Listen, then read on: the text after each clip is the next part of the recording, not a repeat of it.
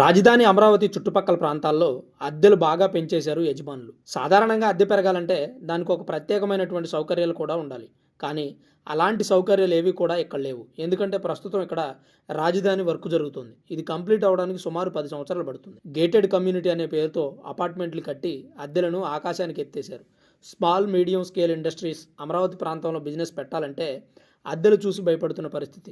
ఒక్కొక్క అపార్ట్మెంట్లో ఒక్కొక్క ధర. రెసిడెన్షియల్ పర్పస్ కూడా double bedroom flat, triple bedroom flat కూడా విపరీతమైన రేటు పెంచేశారు. అద్దె పెరగాలంటే ఆ ప్రాంతంలో అన్ని ఫెసిలిటీస్ ఉండాలి. రోడ్లు బాగుండాలి, హాస్పిటల్స్, ఎయిర్పోర్ట్లు, బస్టాండ్లు, కెఫేలు, మార్ట్లు, షాపింగ్ మాల్లు, ఇలా అనేక సౌకర్యాలు ఉంటే తప్ప ఆ ప్రాంతంలో అద్దె పెరిగే అవకాశమే లేదు. ఇవన్నీ రావడానికి అమరావతి ప్రాంతంలో సుమారు 10 సంవత్సరాలు పడుతుంది. కానీ అద్దెలు ఇప్పుడే పెంచేస్తున్నారు. 10 సంవత్సరాల తర్వాత పెంచాల్సిన అద్దె ఇప్పుడే పెంచితే బిజినెస్ పెట్టేదెవరు? బిజినెస్ పెట్టడానికి ముందుకు వచ్చేదెవరు? ఒక 10 మంది ఉద్యోగస్తులతో పనిచేసే చిన్న సంస్థలు రాజధాని ప్రాంతంలో పెట్టుబడి పెట్టి వ్యాపారం పెట్టాలంటే భయపడుతున్నారు.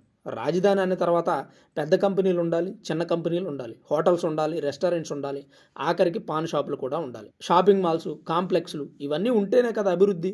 పూర్తిగా పెద్ద కంపెనీలు పెడితేనే అభివృద్ధి జరిగినట్ట. నిజంగా ఫెసిలిటీస్ అన్నీ ఉంటే అద్దెలు పెంచిన అద్దె కట్టే వ్యక్తికి పెద్దగా భారం అనిపించదు. ఫెసిలిటీస్ ఏమీ లేకుండా లక్షల రూపాయలు అద్దె కట్టాలంటే వ్యాపారస్తుడికి భారం అనిపిస్తుంది. తద్వారా కస్టమర్స్ దగ్గర నుంచి ఎక్కువ వసూలు చేస్తాడు. అలా వసూలు చేస్తే కస్టమర్స్ ఒకసారి వస్తే రెండోసారి రారు.